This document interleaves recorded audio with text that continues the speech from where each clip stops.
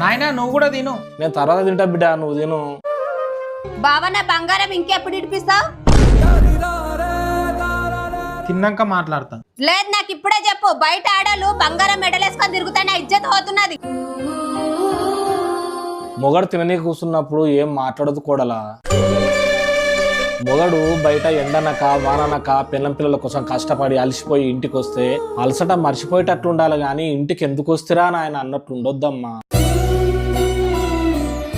మొగన్ నోట్లకు 4 మెతుకులు పోయే టైంలో ఆడవిల్ల లొల్లి పెట్టుకుంటే ఇంటికే దరిద్రం. ఆడవిల్ల ఊకే ఇంట్లో లొల్లి పెట్టుకుంటే లక్ష్మీదేవి ఇంట్లో నిలబడదు కూడలా. వేరే వాళ్ళ ముంగల నా ఇజ్జత్ పోతుంది అంటున్నావు, వేరే వాళ్ళలాగా నా పిల్లం కూడా సంతోషంగా ఉండాలని ప్రతి మొగనికి ఉంటుంది కదమ్మా. కాకపోతే సంతోష పెట్టుడు 2 రోజుల ముందు వెనక అవుతుంది అంతే. సారీ మామయ్య.